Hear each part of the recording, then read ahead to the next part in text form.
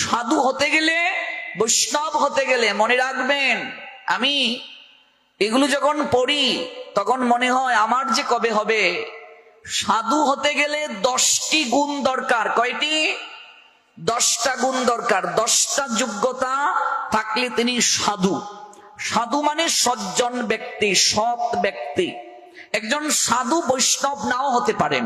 কেমন? ভগবানকে আরাধনা না করলেও তিনি সাধু হতে পারবেন। সাধু মানে সৎ ব্যক্তি। একজন ব্রাহ্মণ যিনি, তার 9টি গুণ থাকতে হবে। আর একজন বৈষ্ণব যিনি, তার গুণ থাকতে হবে 26টি। এত সহজ নয়। এই জন্য আমি বলি, আমি কেবল প্র্যাকটিস করছি মা, অনুশীলন করছি। জীবনে কোনোদিন আমার ভাগ্যে হবে কিনা জানি না গো মা, বহু কষ্ট। আর যিনি ভগবান হবেন তাকে কখন আমরা ভগবান বলবো? বিষ্ণু পুরাণ বলছেন, ঐশ্বর্যস্য সমগ্রস্য বীর্যস্য যশস্য শ্রীহ জ্ঞান বৈরাগ্য ইউশ্চৈব ইয়াস্নাং ভব ইতি স্মৃতম। সংজ্ঞাটা জানলে যে কাউকে ভগবান আমরা বানাতাম না, আজকাল যে কাউকে ভগবান বানিয়ে ফেলছি। লোকনাথ ব্রহ্মচারীর চরণে 12 দিতে তুলসী দিয়ে দেয় একজন মহাপুরুষ। মহাপুরুষদেরকে ভগবান বানিয়ে ফেলছি আমরা। বিষ্ণু পুরাণ বলছেন, যিনি ভগবান হবেন সমগ্রভাবে 6টি গুণ তাকে থাকতে হবে। সমগ্রভাবে, আংশিক নয়, সমগ্র। প্রথমটা কি বলছেন? সমগ্র ঐশ্বর্য। এই জগৎ সংসারে আজকে যার ঐশ্বর্য আছে, মনে করেন পৃথিবীর মাঝে উনি হলেন প্রথম ধনী ব্যক্তি। 5 বছর কি ধনী ব্যক্তি থাকবেন না? ওনার উপরে আরেকজন হতে পারে। আচ্ছা, তাহলে ঐশ্বর্য কারো দীর্ঘস্থায়ী হয় না। মনে রাখবেন, লক্ষ্মীর যে বৈশিষ্ট্যে বলা হয়েছে, উনি হলেন চঞ্চলা চপলা। কি চঞ্চল মানে এক জায়গায় থাকে না। লক্ষ্মী চঞ্চল, ওনার বৈশিষ্ট্য হলো আজকে এই বাড়ি, কালকে ওই বাড়ি ঘুরে বেড়ানো। কারো বাড়িতে উনি স্থায়ীভাবে থাকেন না। তবে আবার বলেছেন লক্ষ্মী, যদিও আমার বৈশিষ্ট্য চঞ্চলা চপলা, আমি কারো গৃহে থাকি না, তবে আমার প্রভুর সেবা যে গৃহে হয়, আমার প্রভুর স্পন্দন যারা, ওই যে ভাগবতের শ্লোকটা আজকে উচ্চারণ করলাম, মানে ভক্ত যারা, তাদের সেবা যে গৃহে হয়, আমি অনন্তকালের জন্য সেই গৃহে বন্দী থাকি। ভালো করে কথা বুঝতে পেরেছেন? লক্ষ্মী এক জায়গা থেকে আরেক জায়গায় যায়, চঞ্চলা চপলা। যদি আমাকে প্রশ্ন করেন প্রমাণ কোথায়, শাস্ত্রে কি আছে, তার প্রমাণ হলেন শ্রীবাস পণ্ডিত। শ্রীবাসের গৃহে লক্ষ্মী কি বন্দী হয়ে গেলেন, জনমের তরে বাধা পড়লেন। কেন? মহাপ্রভু শ্রীবাসকে বলেছিলেন, ও শ্রীবাস, এই যে তুমি এত সেবা করছো, তোমার স্ত্রীর অলংকার পর্যন্ত বিক্রি করে দিয়েছ। শ্রীবাসের স্ত্রীর নাম মালিনী। মালিনী তার অলংকার বিক্রি করে দিয়েছে মহাপ্রভু আর তার ভক্তদের সেবা করার জন্য। আমাদের গৃহে তো সাধু এলে আমরা কেবল চিন্তা করি কবে সাধু বিদায় হবে। আর মালিনী বলছেন যে ঘরে চাল ডাল নেই, অলংকার দিয়ে বলছেন এগুলো বিক্রি করে চাল ডাল নিয়ে আসো, কিন্তু আমার প্রভু আর ভক্তরা যেন অন্য কারো গৃহে না যান। মালিনী অলংকার দিয়ে দিয়েছেন। কেন আমরা শ্রীবাস আঙ্গিনা বলি? কারো বাড়িতে অনুষ্ঠান, কিন্তু সেই বাড়ির গৃহকর্তার নামে আঙ্গিনা বলি না, কি বলি? শ্রীবাস আঙ্গিনা। কেন মহাপ্রভু প্রতিজ্ঞা করে বললেন আমি শ্রীবাসের আঙ্গিনা ছেড়ে যাব না? এই বিষয়গুলো বারবার শোনা দরকার, আমাদের জানার পরও শোনা দরকার। যত শুনবো তত হৃদয়ে ধাক্কা লাগবে, আঘাত হবে। ভুলে যাই তো, আমরা মায়ার সঙ্গে বাস করছি তো। অলংকার দিয়ে দিলেন, অলংকার বিক্রি করে সেবা হচ্ছে। মহাপ্রভু শ্রীবাসকে ডাকলেন, শ্রীবাস, এই যে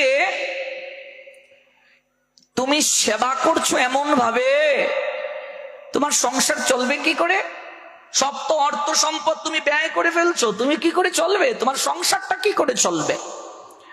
মালিনীর অলংকার বিক্রি করে দিয়েছো তুমি, সংসার কি করে চলবে? ঘরের কোণে একটা মাটির কলসি আর দড়ি দেখিয়ে শ্রীবাস বলছেন, প্রভু তাকিয়ে দেখো। বলছে এটি কি? বলছে আগে তাকাও। তারপর 3টা তালি দিলেন শ্রীবাস। মহাপ্রভু বললেন, এই তালির অর্থ কি? একদিন অপেক্ষা করে দেখব, যার চরণে আমি নিজেকে সমর্পণ করেছি তিনি কোনো কিছুর ব্যবস্থা করেন কিনা।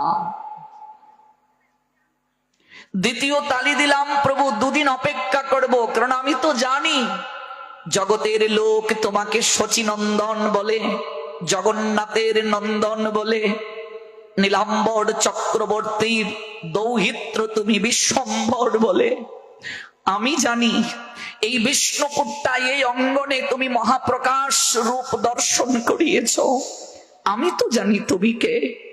জগতের লোক তোমাকে নবদ্বীপ চন্দ্র নদিয়া বিহারী নিমাই কত নামে জানে, গৌর হরি গুরাচাঁদ, গৌর সুন্দর, গৌরাঙ্গ। কিন্তু আমি জানি তুমি শুধু নদিয়া বিহারী নবদ্বীপ চন্দ্র নিমাই নয়, তুমি ভব নদী ঘাটের মাঝি। সবার কাছে তুমি নিজেকে লুকিয়ে রাখলেও আমার কাছে তুমি নিজেকে আর লুকাতে পারবে না। তাই 2 দিন আমি অপেক্ষা করে দেখব, যার চরণে আমি মাথা নুয়েছি তিনি কোনো ব্যবস্থা করেন কিনা। 3 দিন অপেক্ষা করে দেখব, তাতেও যদি কিছু না পাই, ওই কলসি আর দড়ি রেখেছি গলায় বেঁধে সুরধনী গঙ্গায় ডুবে মরব। কিন্তু প্রাণ যতদিন আছে আমি আমার গৃহ ছেড়ে তোমাকে আর সাধুদেরকে আর কারো গৃহে আমি যেতে দেব না। সেবা কাকে বলে দেখুন, সেবা। আমরা তো সাধু সেবা দেখাই, অন্তরে আমাদের অন্য ভাব, লাভ হবে না। সারা গায়ে মাখলে তিলক গৌর পাবে না, গৌর পাবে না রে অমন, কৃষ্ণ পাবে না।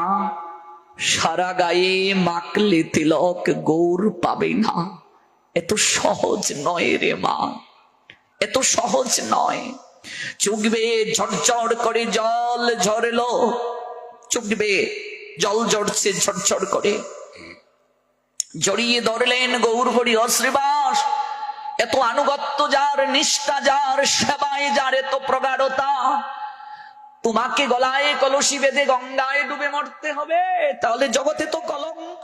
সাধু সেবা করে, ভগবানের সেবা করে অনাহারে অর্ধাহারে যদি কাউকে মরতে হয় তাহলে তো জগতে কলঙ্ক হবে। এই নামে কলঙ্ক, সেবায় কলঙ্ক। শ্রীবাস, আমি তোমায় আশীর্বাদ দিলাম, বৈকুণ্ঠের লক্ষ্মীও যদি কোনোদিন অন্যের অভাবে দাঁড়ে দাঁড়ে ভিক্ষায় বের হয়, তোমার ঘরে কোনোদিন চাল ডালের অভাব হবে না। অনন্তকালের জন্য চঞ্চলা চপলা লক্ষ্মী তোমার গৃহে বন্দী হয়ে থাকবেন। তোমার মতো যারা জগতে সাধু সেবা করবে, ভগবানের সেবা করবে, তাদের গৃহ থেকে কোনোদিন লক্ষ্মী বিদায় হবে না। তাদের অর্থ সম্পদ 3 গুণ বেড়ে যাবে। লক্ষ্মী চঞ্চলা চপলা আজকে যে রাজা, কাল সে ভিখারি। কিন্তু যারা সাধু সেবা করে, ভগবানের সেবা করে, লক্ষ্মী বলছেন আমি তাদের গৃহ ছেড়ে কোথাও যাই না গো, কোথাও যাই না। কারণ আমি চরণে থাকি, প্রভুর চরণে থাকেন লক্ষ্মী, লক্ষ্মী থাকেন প্রভুর চরণে। দ্বিতীয় বর দিয়েছিলেন, জগতের যে জায়গায় নাম সংকীর্তন যজ্ঞের আয়োজন হবে, ওই আঙ্গিনাটা তোমার নামে হবে শ্রীবাস, শ্রীবাস আঙ্গিনা। মনুষ্য জীবের কথা ছেড়ে দাও, একটা কুকুরও যদি এসে ওই জায়গায় ধুলায় গড়াগড়ি দেয়, মনুষ্য জীবের কথা ছেড়ে দাও।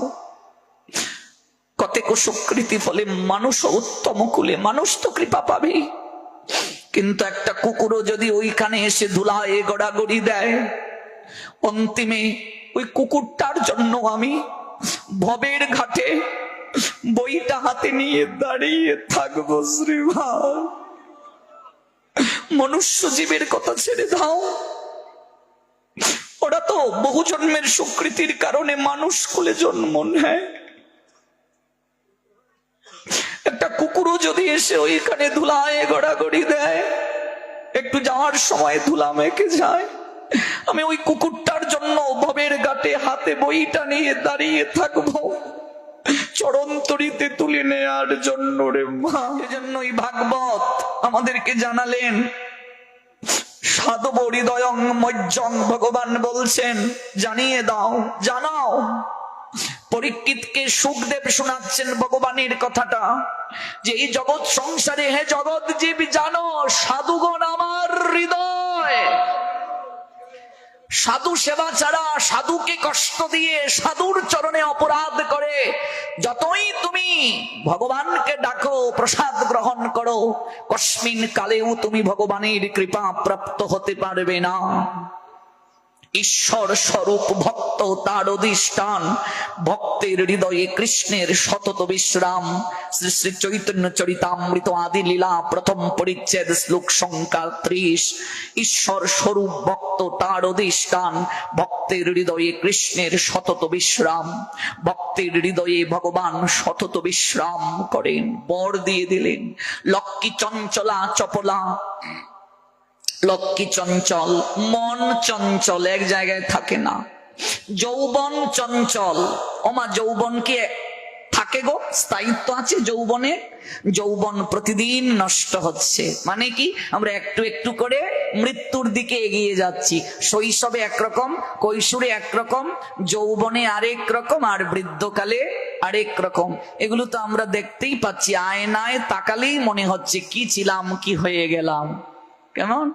যৌবন চঞ্চল, এক জায়গায় থাকে না, অর্থাৎ দ্রুত গতিতে গমনাগমন করে। কিন্তু বলছেন শোনো, এই যে শরীরের লাবণ্য, এটাও নষ্ট হবে না। এমন একটা জায়গার সন্ধান ভাগবত দিচ্ছেন, ওই জায়গাটা হলো পরম ধাম। এখানে 80 বছরের বৃদ্ধা মাও যদি দেহ রাখে, সঙ্গে সঙ্গে সে 14 বছরের কিশোরীর রূপ ধারণ করে ভগবানের রথে উঠে যাবে। এখানে 90 বছরের বৃদ্ধ দাদুটাও যদি দেহ রাখে, 14 বছরের কিশোরের রূপ ধারণ করে রথে উঠে যাবে। ওই রথের সারথি স্বয়ং অনাদিরাদি শ্রী গোবিন্দ ভগবান। গো দেহ রথে, গো রথি তুমি,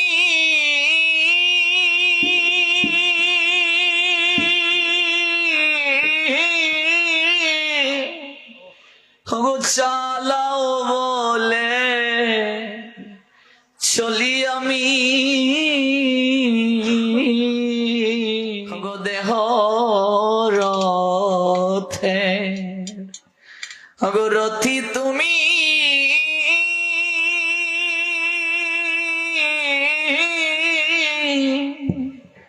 ও কৃষ্ণ হে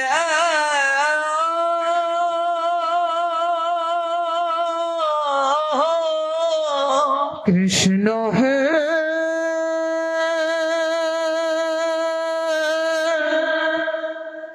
কৃষ্ণ হে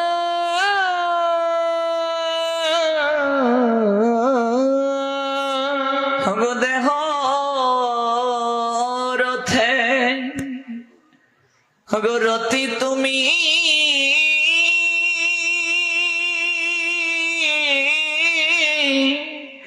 গো চালাও বলে চলি আমি। গো দেহ রথে,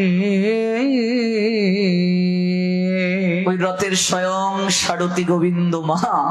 রথি তুমি,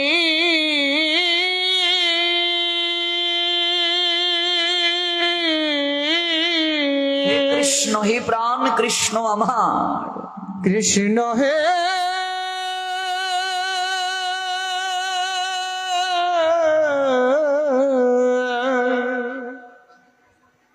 প্রাণ কৃষ্ণ আমার।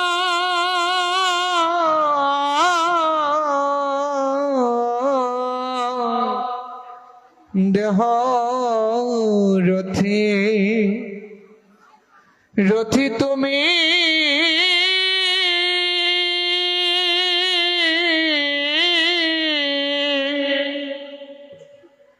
চালাও বলে চলি আমি, তুমি খাওয়াও বলে আমি খেতে পাই। প্রভু গো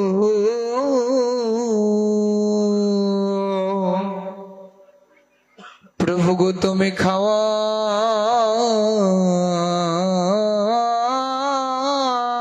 বলে প্রভু গো আমি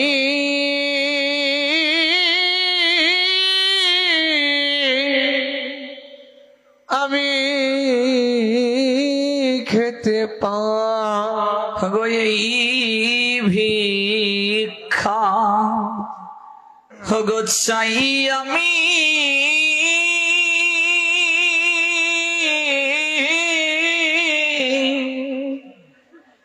গো কৃষ্ণ জগৎ স্বামী। প্রভু গো এই ভিক্ষা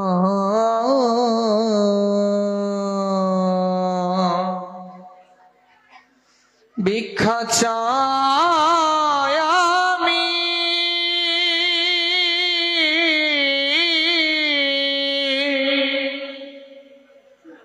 কৃষ্ণ হে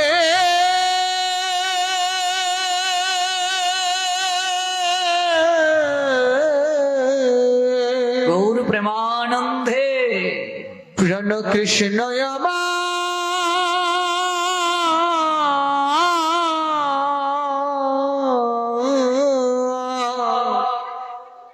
এই ভিক্ষা চাই আমি,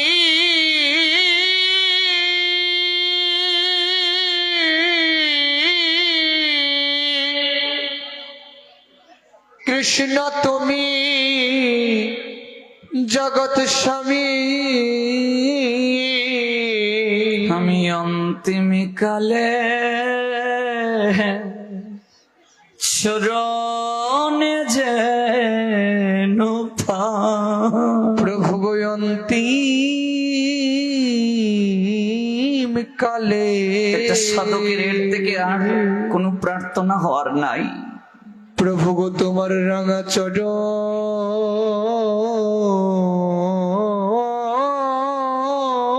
ছাড়া ছাড়া কর